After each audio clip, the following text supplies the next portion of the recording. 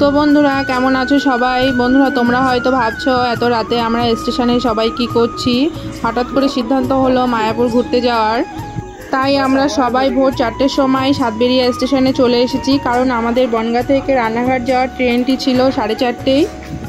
এখন আমরা সবাই অপেক্ষায় আছি ট্রেন কখন ঢুকবে। আমরা স্টেশনে এসে দেখি একটাও লোক ছিল না। এই দেখো বন্ধুরা, অবশেষে ট্রেনের লাইট দেখা পেলাম, ট্রেন ঢুকে পড়েছে। এটা বনগাঁ থেকে রানাঘাট যাওয়ার ফার্স্ট ট্রেন। বন্ধুরা তোমাদের সঙ্গে প্রায় অনেক দিন হচ্ছে আমি ভিডিও শেয়ার করতে পারিনি আমার কিছু শারীরিক অসুস্থতার জন্য। আশা করি এবার থেকে রোজ নতুন নতুন ভিডিও তোমাদের সঙ্গে শেয়ার করতে পারবো। বন্ধুরা তোমাদের সাথে কথা বলতে বলতে দেখো ট্রেন প্ল্যাটফর্মে ঢুকে পড়েছে। এই ভোরবেলায় দেখো ট্রেনে কত লোক, কিছু ট্রেনের বগি আবার ফাঁকাও আছে। আমরা সবাই ট্রেনে উঠে পড়লাম, আর আমি ট্রেনে উঠলে আমার জানলার পাশে সিটে বসতে আমার বেশি ভালো লাগে, তাই আমি আর মা জানলার পাশে বসে পড়লাম। আমরা যে বগিতে উঠেছিলাম সেই বগিতে মাত্র একটা দুটো লোক ছিল, আর বাবা ওই সাইডে যেয়ে বসলো, আর বর্মশাই আমার সামনে এসে বসেছে। বন্ধুরা দেখো আমরা যখন ট্রেনে উঠেছি তখন একটা দুটো লোক ছিল, আর এখন কত লোক ভর্তি হয়ে গেছে ট্রেনের ভেতরে। আমরা রানাঘাটে এসে পৌঁছালাম। বন্ধুরা দেখো আমরা এতগুলো মানুষ একই ট্রেনে এলাম, এবার সবাই যে যার গন্তব্যে চলে যাবে। আর দেখতে দেখতে ভোর থেকে সকালও হয়ে গেছে, আর আমরা রানাঘাটও নেমে পড়লাম। বন্ধুরা দেখো এত সকালে কত লোকের ভিড়। এখন আমরা চলে যাব 1 নম্বর প্ল্যাটফর্মে, কৃষ্ণনগর লোকাল ধরবো। তাই এ দেখো আমরা ফাইনালি ট্রেনে উঠে পড়েছি, কৃষ্ণনগর লোকাল ট্রেনে। দেখো আমার খুব ঘুম পাচ্ছিল, তাই আমি বলছিলাম যে আমার প্রচুর ঘুম পাচ্ছে। আমরা কৃষ্ণনগর স্টেশনে নেমে পড়লাম, এবার আমরা চলন্ত সিঁড়িতে উঠবো। তো বন্ধুরা রানাঘাটেও চলন্ত সিঁড়িতে উঠেছিলাম, কিন্তু ট্রেন ছাড়ার সময় হয়ে গেছিলো বলে ভিডিও ক্লিপ নিতে পারিনি। এখন আমরা চলন্ত সিঁড়িতে উঠবো। যেন বন্ধুরা কৃষ্ণনগরে চলন্ত সিঁড়িটা সেন্সার লাগানো আছে, যখন কোনো মানুষ সিঁড়িটার ওপর দাঁড়ায় তখন অটোমেটিক চলে। আমরা এখন সবাই চলন্ত সিঁড়ি থেকে নেমে পড়লাম। এখন আমরা ব্রিজে আছি, ব্রিজ থেকে একটা ভিউ দেখো বন্ধুরা, জাস্ট কি সুন্দর লাগছে। দুটো ট্রেন একসঙ্গে দাঁড়িয়ে আছে, জাস্ট ভিউটা অসাধারণ অসাধারণ। আমরা এখন কৃষ্ণনগরের 2 নম্বর প্ল্যাটফর্ম থেকে হেঁটে এখন চলে যাচ্ছি বাস স্ট্যান্ডে। ওখান থেকে আমরা টোটো ধরবো, টোটো ধরে তাই যাব এখন মায়াপুরের উদ্দেশ্যে। আমরা টোটো থেকে নেমে চলে এলাম স্বরূপগঞ্জ ঘাটে। বাবা এখন টিকিট কাটছে। এখন আমরা চলে যাচ্ছি ঘাটে, আমরা জলঙ্গি নদী পার হব নৌকায় করে। দেখো এই নৌকাটা ছেড়ে দিল, চলে যাচ্ছে। আর আমার কাছে জিজ্ঞাসা করছিল যে মন্দিরটা কোন দিকে। আমি যেহেতু মায়াপুর ফার্স্ট টাইম এলাম, ওই জন্য আমি ভাইকে বলতে পারলাম না। বন্ধুরা আমার মায়াপুর আসার খুব ইচ্ছে ছিল, ফাইনালি আমার স্বপ্নটা পূরণ হচ্ছে।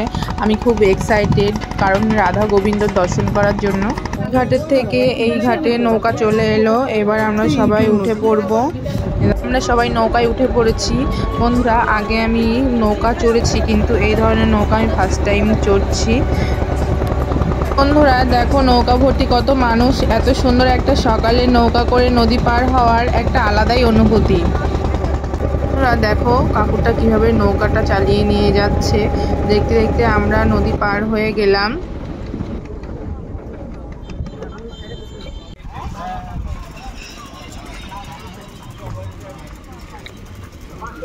আমরা নদী পার হয়ে এবার হেঁটে হেঁটে যাচ্ছি। বাবা বলল এখান থেকে 10-20 মিনিটের রাস্তা, ওই জন্য আমরা টোটো ধরিনি, তাই আমরা সবাই মিলে এখন হেঁটে হেঁটে যাচ্ছি। দেখো পাশে একটা মন্দির আছে, মন্দিরটা খুব সুন্দর। আমি আর মা গেছিলাম, ভেতরে যেয়ে দেখলাম ওখানে রাধারানী আছে। বন্ধুরা ফাইনালি মায়াপুরের মন্দিরটা আমি দেখতে পেলাম, যে কি একটা আলাদা অনুভূতি তোমাদেরকে বলে বোঝাতে পারবো না।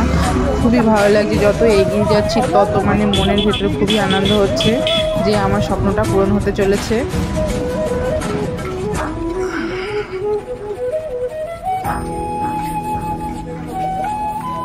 ফাইনালি মায়াপুর ইস্কনের ভেতরে ঢুকে পড়লাম। ঢুকেই দেখি এই সুন্দর ঘরের ভেতরে নাম সংকীর্তন হচ্ছে। এই গান নাকি কখনোই বন্ধ হয় না, সারাদিন সারারাত চলে। গানটা শুনে সত্যি খুব মধুর লাগছিল শুনতে। বাইরেও এখানে গান হচ্ছিল, খুব সুন্দর লাগছিল গানগুলো শুনতে। আমরা মায়াপুরের সব মন্দিরগুলো দর্শন করার পরে কিছুক্ষণ রেস্ট নেওয়ার পরে চলে এলাম খাওয়ার এখানে। 80 টাকার টিকিটের লাইন, এখানে এভাবে লাইন দিয়ে ভেতরে ঢুকতে হয়। আমাদের 80 টাকার টিকিট কাটা হয়েছিল। আজ বাইরে যে পরিমাণে গরম ছিল, ভেতরে এসে দেখি প্রচুর ঠান্ডা, খুবই শান্তি শান্তি ব্যাপার। আমরা যে ঘরে প্রসাদ নেওয়ার জন্য ঢুকেছিলাম মিনিমাম এই ঘরে 1000 লোক তো বসে খেতে পারবেই। দেখো সবাই প্রসাদ নিয়ে এসে এখানে বসে খাচ্ছে। বন্ধুরা সেই কখন থেকে লাইনে আমরা দাঁড়িয়েই আছি, কিন্তু লাইন কোনো রকম শেষই হচ্ছে না।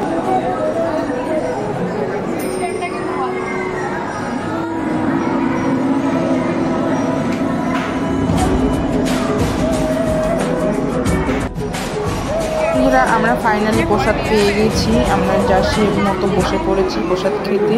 প্রসাদটা খেতে খুবই সুন্দর ছিল, খুবই সুস্বাদু ছিল।